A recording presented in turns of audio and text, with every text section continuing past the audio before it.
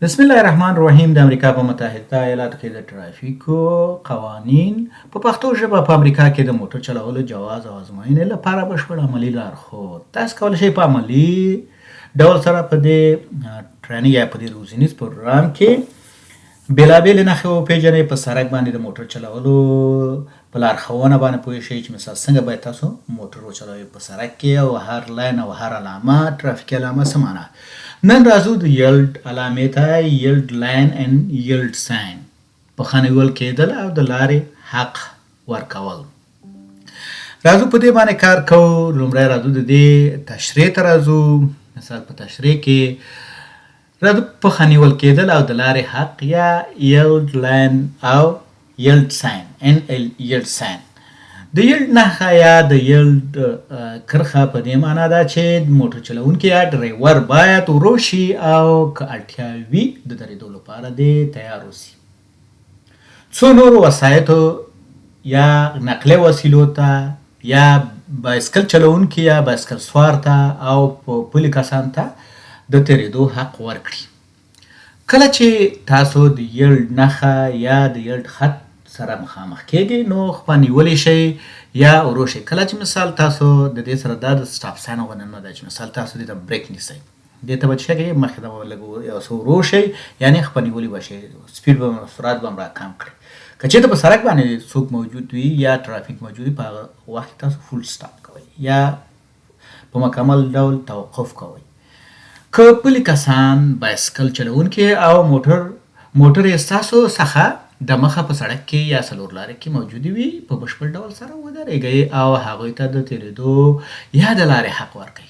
لومړی چې حق اولیت چا ته ورکوئ؟ هغوی ته ورکوئ چې هغوی د مخه په څلور لارې یا سړک کې دي. راځم اوس انځورونو ته راځم چې مثال په دې انځورونو کې علامې یا په سړک باندې تاسو ته عملاً ښیم. دلته ګورئ د شارپ یا د نهنګ د غاښونو په څېر باندې دلته دا سپین رسم شوي دي، مثلا شکل دی. ګورئ دا سوکې ښکته ده، یعنې دا مثلا شکل علامه ده او سوکې ښکته ده. مثال په دې شکل دې ته څه وایي؟ یلډ نښه وایي. دلته که وګورئ مثال دلته دا تیرک وګورئ، پاس تیرک دی، دلته د یلډ علامه، یعنې دا که هر وخت تاسو ګورئ نو دا په دې معنا ده چې مخکې د یلډ علامه ده، یعنې تاسو باید یلډ وکئ. مخکې یلډ علامه راتلونکې ده. دا زیاتره په راونډ اباوټ کې په رایټ ټرن په دې بعض ځایونو کې دي چې مثال هلته تاسو باید یلډ وکئ. او یا کوم ځای کې چې د پیاده یا پلي کسان تېرېږي نو یا په دې کې د مکتب کسان تېرېږي، کراس واک وي، نو په هغې کې دا موجود وي. هر وخت چې دغه علامې ته متوجه اوسئ. کله چې دغه تیرک وګورئ په دې شکل سره دا پورته شکل باندې، یعنې دا یلډ مخکې یلډ ساین دی، تاسو باید یلډ وکئ. که سټاپ ساین یي مخکې سټاپ ساین دی. مثال که سټاپ ساین دلته د سټاپ ساین علامه وي، یعنې دغه په سره دا وي نو دا په دې معنا چې مخکې سټاپ ساین دی. که دلته وګورئ دا د یلډ خط دی، دا موټر راځي دلته. مثال که دلته څوک نه وي په سړک کې تاویږي دی خوا یا خوا تاویږي نو دوی باید یلډ وکړي چې دلته که موټر وي اوله حق هغوی ته ورکړي، بیا دوی ولاړ شي. که دې ته راشو وایي کله چې ټرنینګ وایکل مثال ماست یلډ ټو، مثال دلته کله چې ته چپ خوا ته تاویږي نو پلي خلکو ته، بایسکل والا ته او نور موټر ته باید تاسو وګورئ. که چېرته موجود وي نو هغې ته به حق ورکوئ، او که چېرته موجود نه وي نو تاسو ودرېږئ نه، یعنې په یلډ کې ورو کېږئ، خپه نیولی کېږئ، خو ودرېږئ نه، فول سټاپ نه کوئ تر څو چې په سړک کې څوک نه وي.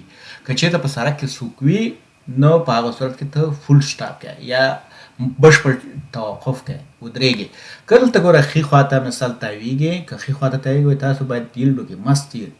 مثال که په سره اشاره تاویږي او که ستاسو لور ته مخامخ اشاره شنه وي نو تاسو باید یلډ کوئ چې مثال دلته پیاده څوک نه تېرېږي نو پس هغې نه به تاسو تاویږئ. دلته که وګورئ چپ خوا ته په دې شکل علامې به وګورئ یا په دې شکل دا مختلف اشکال مې راوسته د دې دپاره چې تاسو پوه شئ چې مثال چپ خوا ته ښي خوا ته مخامخ یا په راونډ اباوټ کې چې راونډ اباوټ وروسته وی نو تاسو کولی شئ چې یلډ وکئ. مثال دلته راځئ، که دلته دې خوا ته موټر نه وي نو تاسو ځئ، ودرېږئ نه، او که چېرته موټر مخکې دلته وي نو تاسو به دلته ودرېږئ. مثال همدغسې په دې راونډ اباوټ کې دغه شکل باندې. که دې ته راشو دلته وګورو مثال دلته د پیاده تلونکو لار ده، مثال په دې لاره باندې پیاده تلونکي څه کېږي؟ ځي.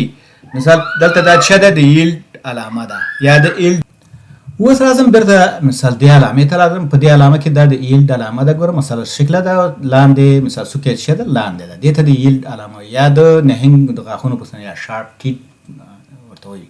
مثال په دې د نهنګ د غاښونو په شان دی مثال دغه علامه ده.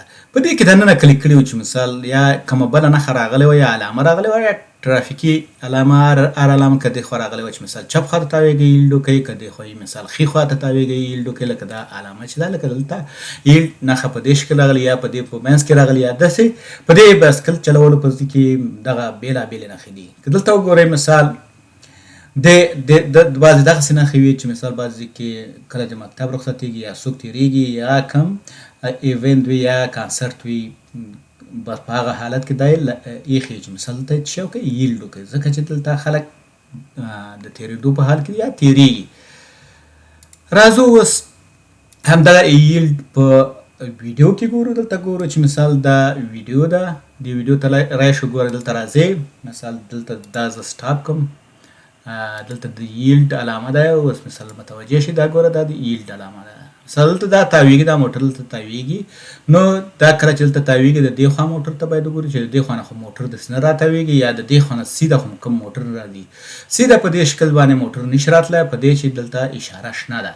خو کېدای شي مثال بعض وختونو کې دلته د دې خوا نه موټر راشي چې دوه طرفه سړک وي، نو د دې خوا نه موټر راشي. دا چې دی دا یو طرفه سړک دی، دوه طرفه سړک نه دی. ګوره د دې خوا ته د زیړ دیوال نه یا پولې نه اخوا ته بل سړک دی، دې خوا بل سړک دی. په دې حالت کې نو تاسو دلته ایلډ کوئ، تاویږئ چې مثال څوک نه وي. یا پیاده دلته ګوره پیاده راو دی، مثال پیاده څوک راتېرېدونکي خو نه دي. په دې حالت کې تاسو څه کوئ ایلډ کوئ. نو دلته راځئ ګورئ دې کې دا د پیاده تلونکو لار ده. مثال دې کې که چېرته دا پیاده تلونکي دلته هم را روان وي ته به دلته سټاپ وکړي چې تر څو دا د دې نه مکمل تېر شي. دلته ګورئ دا د ایلډ علامه ده. په دې شکل سره دې کې راتاویږئ او د دې نه مخکې ورځئ. کله چې دلته راغلی مثال د دې نه تېر شوی د ایلډ هم وکړو. اوس راځم دلته مثال دا بل دی چې دلته راونډ اباوټ دی. دې ته راونډ اباوټ وایي چې وروسته یې وایو چې مثال څنګه په دې کې موټرې په کوم شکل ځي. دلته هم د ایلډ علامه ده. مثال که چېرته دلته موټر وي داسې موټر راځي یا داسې موټر راځي، تاسو باید دې خوا او دې خوا موټر ته ایلډ وکړئ. په دې کې مثال که تاسو مخامخ ځئ داسې او که دې خوا ته ځئ نو ایلډ به وکړئ. که دلته په دې کې داخل په دې سرکل کې دغه نه وي موټر نه وي نو تاسو په دې ځئ. او یا دلته پیاده کسان نه تېرېږي نو تاسو کولی شئ چې لاړ شئ، سټاپ به نه کوئ، بیا به راسن ځئ. نو په دې کې بیا تاسو تېرېدی شئ او تللی شئ.